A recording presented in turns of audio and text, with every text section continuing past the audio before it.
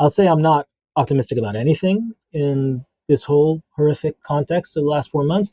But if there is one avenue where diplomacy has a chance, it is this one. Welcome to Global Dispatches, a podcast for the foreign policy and global development communities and anyone who wants a deeper understanding of what is driving events in the world today. I'm your host, Mark Leon Goldberg. I am a veteran international affairs journalist and the editor of UN Dispatch. Enjoy the show.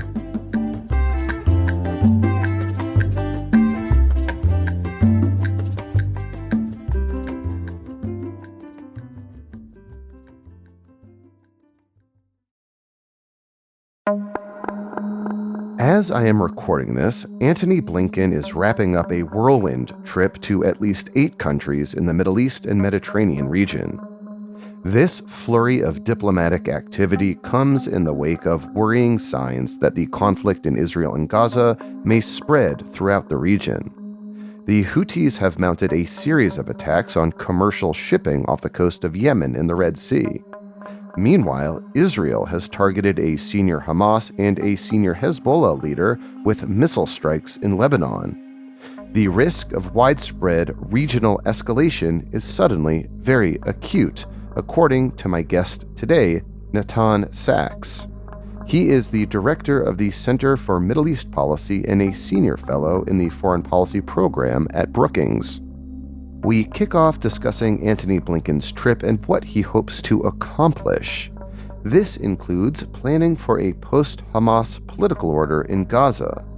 And here, Natan Sachs explains there is significant differences between the preferences of the Biden administration and Netanyahu, and deep divisions within Israeli politics. And we have a lengthy conversation about how domestic Israeli politics is influencing and impacting Israel's approach to Gaza right now.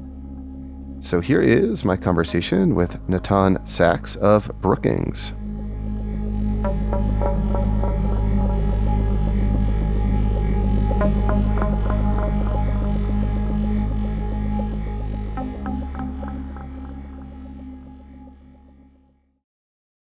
So, Natan, as we speak, Antony Blinken is in Israel, wrapping up a whirlwind trip to Turkey, Greece, Jordan, Qatar, the UAE, and Saudi Arabia.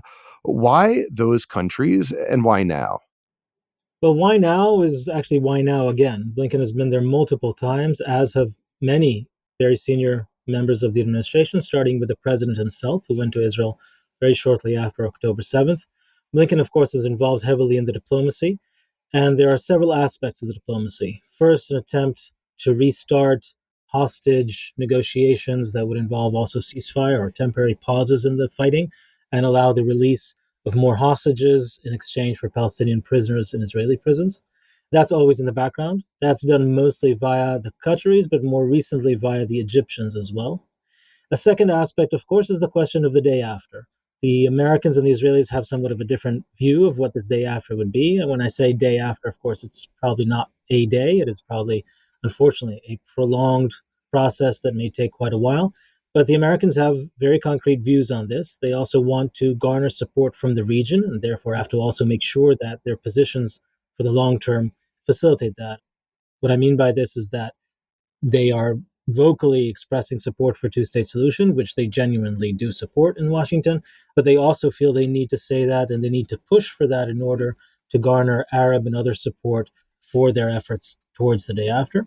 And they need to square that with the Israelis, who have conflicting views on what the day after would be, both conflicting with Washington to a certain degree, but also conflicting with and among themselves.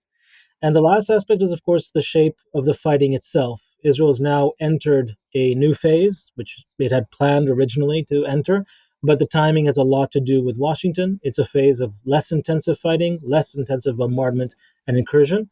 Of course, this is not in any way to diminish from the crisis already unfolding in the Gaza Strip. Even without any more bombardment, the humanitarian crisis is very severe and the winter is upon us. So that is also an issue that Blinken is dealing with, especially with the Israelis. So I do want to spend the bulk of our conversation discussing that debate over the day after. But before we get there, I'm curious to learn from you. To what extent do you think the threat of regional escalation is what triggered this most recent flurry of diplomatic activity and the visit of Blinken to all these countries in such a short period of time? I mean, in the last just a few days, we've seen Israeli strikes inside Lebanon. There was that ISIS attack inside Iran, which is supposedly something separate. The Houthi attacks on commercial shipping. We seem to be in a seemingly escalatory cycle that the Biden administration has been seeking to avoid since the start of this conflict. You're absolutely right, and that is a very high priority for the Biden administration. I'd separate completely the ISIS attack in Iran. It is quite possibly ISIS seeing a moment of opportunity to strike Iran or to try and join the fray, but it is unrelated to the other events. But the other events are dramatic enough. From the very beginning of this fight and from the horrific day on October 7th and everything that's followed, we have thankfully so far avoided what we might think of as the war that hasn't happened, which is the open, outright, and full scale war between Hezbollah and Israel. Hezbollah is considerably stronger than Hamas. It is by far the strongest power in Lebanon. And attacks, full scale attacks from Hezbollah onto Israel would entail an Israeli response that would be absolutely devastating for Lebanon. 2006, which was the last major war between the two, was already extremely damaging for Lebanon. This could be worse. And Lebanon is already reeling from terrible economic and political crises in the past few years. That would be absolutely horrendous. It would also be devastating inside Israel. Hezbollah, as I said, is much stronger, and that means not only more weapons, but much better weapons than Hamas. It has a full state to operate and semi-govern freely. Hamas has governed the Gaza Strip, but has had a lot of severe Israeli and Egyptian constraints on what it could do. It still managed to do an enormous amount. Hezbollah does not have those constraints. And with support from Iran via Syria, it has, we don't know how many, but it has precise munitions.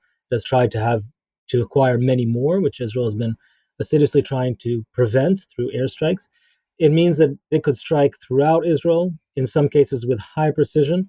It would entail a very large number of civilian casualties, but also strategic targeting, which we also saw from Hezbollah just in the last few days. And as a result, of course, we would see an Israeli response and in some cases preemptive acts that would be, as I said, horrendous for Lebanon. So for the administration, this has been a very high priority from day one. That is the context in which one should also see a lot of the Biden administration approach. This hugging of Israel, the bear hug, and trying to nudge Israel in directions that he wants, has not only been about the Gaza Strip, demonstrations and Twitter conversations notwithstanding. To the contrary, a lot of it has been about containing an Israeli response to Hezbollah. And in this context, I should make clear, we already have a war between Israel and Hezbollah. The fighting has been going on since October 7th. Hezbollah has attacked multiple Israeli positions and Israeli towns right on the border, immediately together with Hamas. But it has been at a scale far less than what Hamas probably hoped for. And the Israeli response is so far, both Israel and Hezbollah have been sort of calibrating their response to stay within some kind of imaginary rule of not full out escalation. These are sort of unwritten rules that are negotiated through fire and so far have held. But we are now at the most precarious moment of that. Hezbollah has struck several towns and killed many civilians inside Israel. The Israelis more recently have killed inside Lebanon one of the most senior Hamas people, not just in Beirut, but in the Hezbollah stronghold of Beirut. And they have also recently, or someone, presumably Israel, has also recently killed the head of the elite Hezbollah force that would be the one invading Israel, just as the Hamas force did. This is something that Hezbollah has spoken about for years. They have said that the next war would be in the Galilee, meaning inside Israel, just what Hamas did, but presumably with much more force. That was the head of this Radwan force, the elite force of Hezbollah. And we saw in the middle of that, Hezbollah strike against an Air Force base in Israel, a command and control radar Air Force base in Israel, which is an extremely high value target, a really strategic target in Israel, one of the most important Air Force bases. It did some damage. We don't know how much. This is already at a different level of escalation, and we're not far from more. I say all this, though, to say, of course, certainly Secretary Blinken is dealing with this intensively. This is also dealt with intensively, though, through the White House and through the Pentagon, in particular the White House. And there is intensive diplomatic negotiations. The fundamental problem there, from the Israeli perspective, is that the lesson of October 7th is that Israel, under no circumstances whatsoever, will allow such an atrocity to happen again to its civilians along the border. And that applies not only to the southern border. Hezbollah, in contradiction of the UN Resolution 1701 that ended the 2006 war, has deployed its forces, including the Radwan force, just along the Israeli border. By the UN resolution, it is supposed to deploy only north of the Litani River, meaning significant buffer between it and Israel. And that means that Israeli towns and villages just on the border, meters away, are in explicit and very overt danger of the same thing that happened on October 7th. And that's something that Israelis will not contemplate. Hundreds of thousands of Israelis have been evacuated, both from the border with Gaza and with the northern border. They're currently displaced inside Israel. The Israeli position has been that they must be allowed to return home, and they cannot return home under the threat of that kind of atrocity. And therefore, the question is, can diplomacy move Hezbollah to respect the UN Council resolution and the ceasefire that ended the 2006 war, redeploy its forces north of the Litani River, or might we look at a much worse war to come pretty soon? So part of this regional escalatory dynamic we're seeing has been really an uptick in attacks on commercial vessels traveling through the Red Sea by the Houthis. And in response to that, you've seen the United States and other countries form a kind of a coalition to confront that threat. What are some key elements of this dynamic that you're monitoring? Well, in many ways, this is dramatic, in fact, unprecedented to a certain degree development. We're seeing the Houthis, formerly a militia that rules part of Yemen, now being an actor, a major actor in geopolitical events that could have, and already has actually, major ramifications for global trade. Bab el-Mandab is a chokehold of, I believe, the second busiest maritime artery, a major part of international trade. It can affect energy prices, can affect inflation, and much else. The international coalition set up for this, I think, is appropriate precisely because of this. This is much bigger than some sense of solidarity, supposedly, between the Houthis and Hamas, which really, of course, is a manifestation of the Iranian backers of the Houthis, who see one more staging ground in which to conduct this proxy war. So there are several aspects to this. The first is to recognize really what's happening here. It is not only an Iran-Israel, Iran-West war. Certainly, Hamas has its own agenda. It's not driven only by Iranian interests, far from it. But Iran is a major player here. It is very, very closely aligned with Hezbollah, and it has a lot of influence over the Houthis. And it has, to a certain degree, gone through this fight so far unscathed itself. The second is simply the operational question of opening the Bab el-Mandeb but allowing a maritime trade there, which is of crucial importance. Yemen is quite far from Israel, obviously. It's not, and Israel's not looking for new fronts. It has enough fronts already in the south and in the north and potentially elsewhere too. But this is a major issue that will not be resolved simply. After the maritime routes are opened, unrelated to Israel just to a large degree, you probably would expect future action as well. I can't say what form it would take, but it is a major issue that is opened up. It also raises issues about maritime security elsewhere. The Houthis have used cheap and simple technology, relatively simple, against strategic targets of global trade.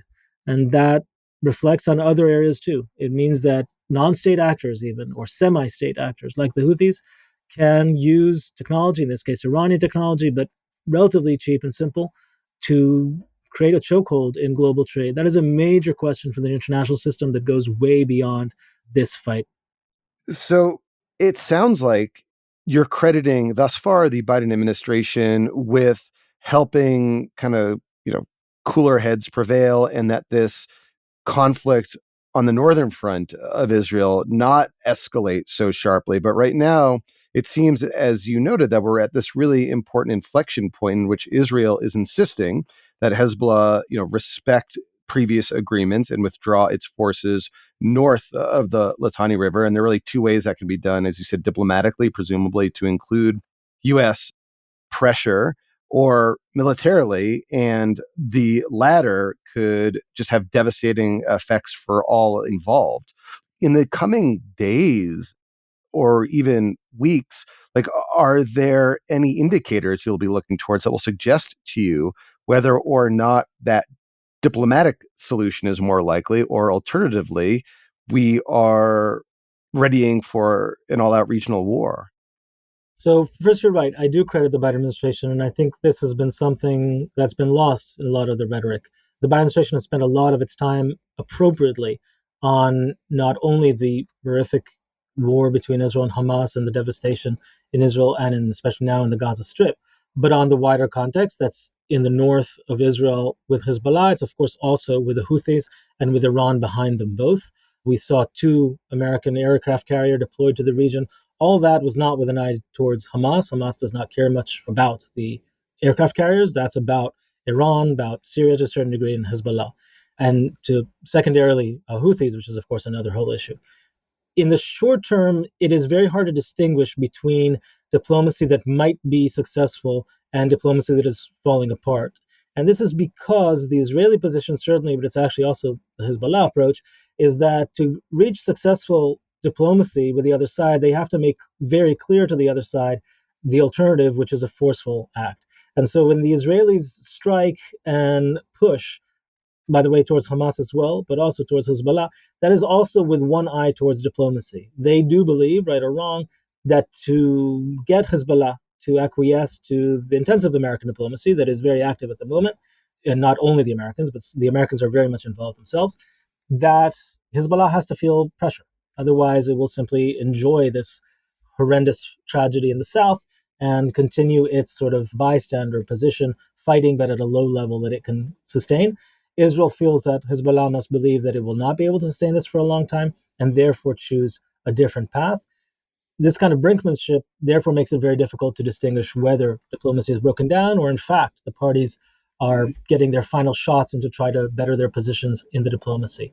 I'll say I'm not optimistic about anything in this whole horrific context of the last 4 months, but if there is one avenue where diplomacy has a chance, it is this one. Lebanon is a state, not a very functioning one, but nonetheless, there is a state. Hezbollah is involved in that state. There are other interlocutors, the French and others who can operate here. The state has interests. Hezbollah may be more attuned to the fate of Lebanon than Hamas is to the fate of Palestinians.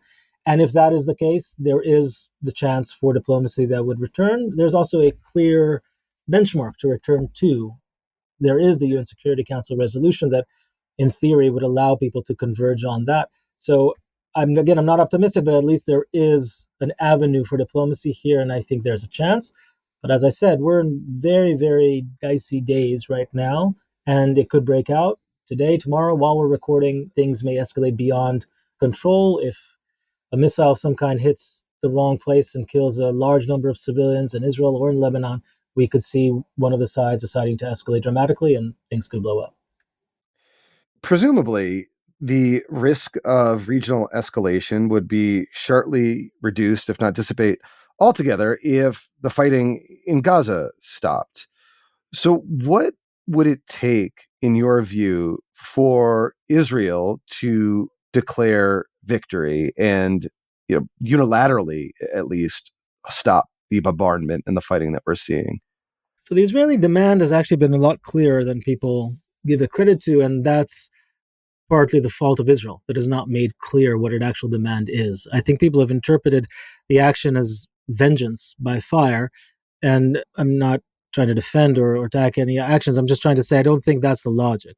The logic has been that it has very much stemmed from October 7th and from the perception that the Israeli strategy before October 7th, which was to find a modus vivendi with Hamas, a way to deter and contain Hamas, but also allow it to operate and to live, Hamas, not necessarily the Gaza Strip, within the Gaza Strip, that strategy failed completely. And so the Israelis, across the board, and it's not just Netanyahu, are completely unwilling to contemplate a return to the status quo ante, meaning that Hamas governing a statelet bordering Israel and operating, building up its military capacity within that statelet to carry out the next October 7th, which they have stated clearly they intend to do.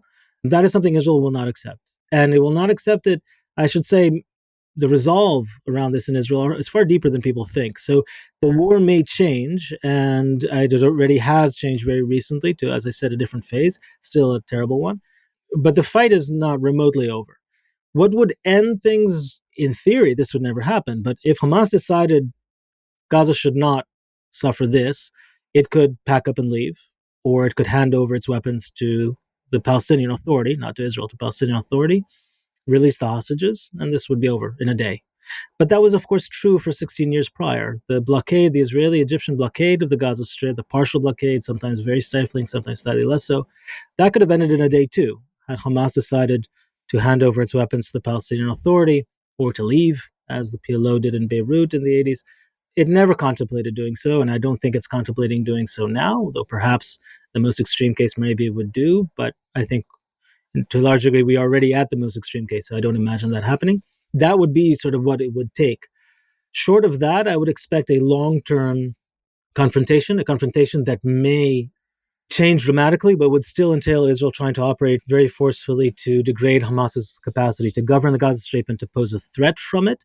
That's not the same thing as destroying Hamas, eliminating it. I don't think Israelis are as naive as to think Hamas will evaporate into thin air. But as a governing or fighting force in a statelet called Gaza, that is something they will not accept, and that is what it would take to end it. And that leads me to my question that I want to ask you about these debates around the day after. I mean, right now we are in this really horrible humanitarian situation. You have millions displaced, 23,000 killed. And you said that a key part of Blinken's trip to the region and to Israel was to discuss options, ways to deal with Gaza after Hamas. And those you intimated differ from what the debate is within Israel. So I guess first, what do you perceive to be the U.S. strategy here, and how does that conflict with the debate that's happening within Israel? So no one has a clear blueprint, obviously. No one expected, at least on the American-Israeli side, no one expected October 7th, and no one expected Israel to enter Gaza this way. Israel had sort of settled on a strategy by default of containing Hamas, but not entering and removing it. And that's part of why also the Israeli operation was not as prepared as it should have been, probably. But the American approach is that Hamas will be more or less degraded. It will not, as the president has been very clear, Hamas should not be allowed to govern the Gaza Strip. But does that entail the full degrading of it as the Israelis think? That remains to be seen. I think time will tell. The day after, from the American perspective, would include a significant role for the Palestinian Authority, reformed, retrained, engaged by the Americans. I believe they are engaging them now on trying to think about how to reform and change perhaps the structure of a very corrupt and extremely unpopular Palestinian Authority, unpopular in its own population, but that would be essentially the body that at some point, and maybe not immediately, that at some point would have to take responsibility of the Gaza Strip. And in the interim, perhaps some foreign forces is providing some kind of sense of security, although I would not put too much stock into that. I don't think there are foreign forces interested in doing so. And even if they were, it's very hard to imagine foreign forces with the capacity and the wherewithal to conduct counterinsurgency operations for a lengthy amount of time. And I think we should expect, as a baseline at least, that Hamas will continue insurgency as long as it can, which could be indefinitely. And so we would probably imagine, from the American perspective, an attempt to move toward secular Palestinian forces and explicitly the Palestinian Authority entering the Gaza Strip at some point, and a massive humanitarian effort in the meantime, coupled with a reopening of a political horizon, and as the Americans have stated it, one that aims towards a two-state solution that would allow Arab states to get involved. It would allow the parties, not Hamas, but the Palestinian Authority and Israel, to try to move towards a better future, even if that is not in the short term. So I can't imagine, though, that within Netanyahu's ruling coalition, the idea of the Palestinian Authority somehow taking responsibility for Gaza is terribly popular. So we should distinguish between two things. One is the Palestinian Authority doing so, and the second is reopening the idea of a two-state solution. Netanyahu himself, he's a master politician and he's in very dire political straits, and therefore he has identified, as usual, where the public mood is. The public mood in Israel is extremely wary of any Palestinian power and sovereignty anywhere. Israelis don't think October 7th is the last incident. And they look elsewhere to the West Bank and, of course, the North, which we mentioned, and think it could easily happen in other parts of the country. And therefore, it's very easy for Israeli politicians, first among them Netanyahu, to paint the Palestinian Authority as part of the threat. Of course, under certain circumstances, it would be a threat. It was during the Second Intifada, which was a very bloody affair starting in the summer of 2000. And so it's very easy to get the Israelis to be wary of that. But I'll say the opposition to the Palestinian Authority being involved is much thinner than other issues that you can imagine. So Israelis, many of them are aware of the Palestinian Authority, but I think opposition to the Palestinian Authority being involved is much thinner than one might think. This current Israeli coalition is very extreme, and some of it will have nothing to do with the Palestinian Authority. But this Israeli coalition may not last long, and it's certainly not where the center of gravity of Israeli politics is. That center of gravity, especially embodied by Benny Gantz, who is now in the coalition, but is essentially the main alternative to Netanyahu, would be very open to a role of the Palestinian Authority in the right conditions. Benny Gantz, as Minister of Defense, met several times with Mahmoud Abbas, Palestinian president, and would do so again. And although they are wary of Palestinian force, they would certainly see the Palestinian Authority as part of the solution, not the problem. And so there we have a real debate inside Israel, and it's one that could go either way. Netanyahu is very vocal on one side right now, but I'd say even his opposition is somewhat caveated, and I could easily imagine it changing in the right conditions and in a different political environment. We've already heard the Minister of Defense, who's from Netanyahu's own party, sound quite differently on this. Where the Israeli position is stronger, or I should say wider, is on the idea of a two-state solution anytime soon.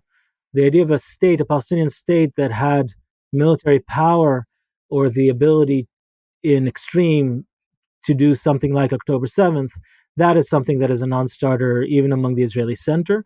Not necessarily in the long term. It's not that Israelis prefer some other solution, but in the short term as an operative thing. So a two-state solution is not in the offering anytime soon, I should say.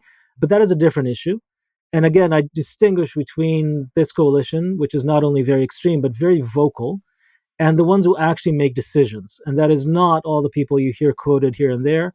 It is a very small group. It's Netanyahu, Minister of Defense Gallant, Benny Gantz, whom I mentioned, Gadi Eisenkot from Gantz's own party, and to a large degree, Ron Dermer, the former ambassador to the U.S., who is now a minister from Netanyahu's own Likud party, as an incident observer. These are the members of and observers of the mini-war cabinet that has gotten authority from the larger cabinet. It's the one running affairs, not all the people you hear quoted with one or other outrageous or ludicrous ideas. So you make, I think, the very important point that deserves to be underscored, which is that, obviously, Israeli policy towards Gaza is driven by domestic politics in important ways. And, it seems that we're in this kind of odd position in which Netanyahu's own political survival and potentially even his ability to evade legal accountability for the various trials that he was facing is tied up in continuing this conflict in Gaza indefinitely, and that the moment that perhaps he declares victory or that there is a ceasefire, the political mood might shift and he suddenly will become very vulnerable. I mean, to what extent is that dynamic, first of all, accurate and also driving events right now? It is a very worrying set of interests, right? Netanyahu certainly has the interest that you mentioned. Does not mean he's acting on it every day, but it certainly is there.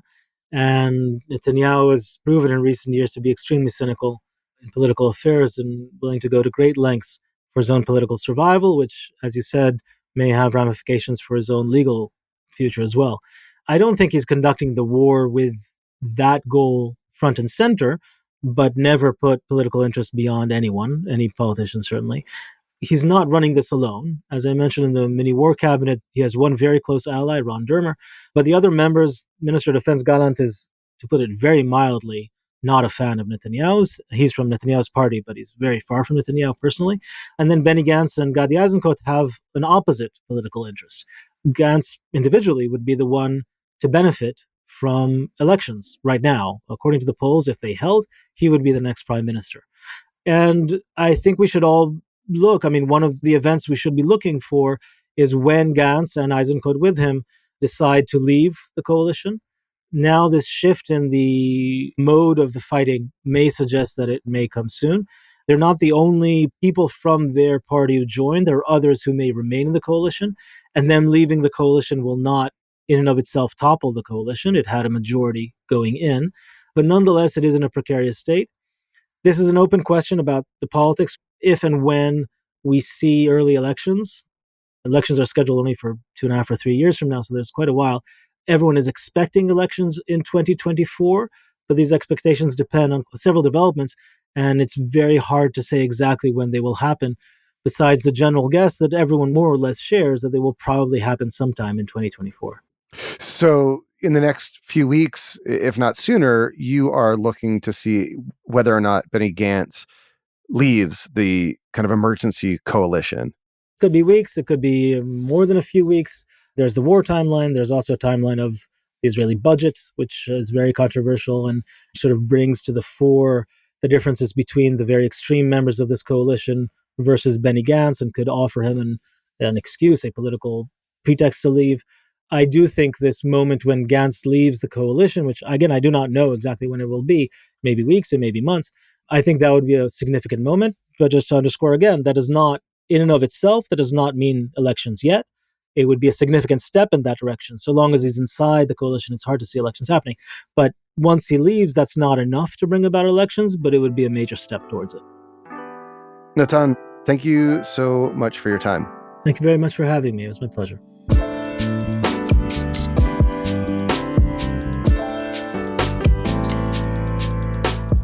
Thanks for listening to Global Dispatches. The show is produced by me, Mark Leon Goldberg. It is edited and mixed by Levi Sharp. If you are listening on Apple Podcasts, make sure to follow the show and enable automatic downloads to get new episodes as soon as they're released. On Spotify, tap the bell icon to get a notification when we publish new episodes. And of course, please visit globaldispatches.org to get on our free mailing list, get in touch with me, and access our full archive. Thank you.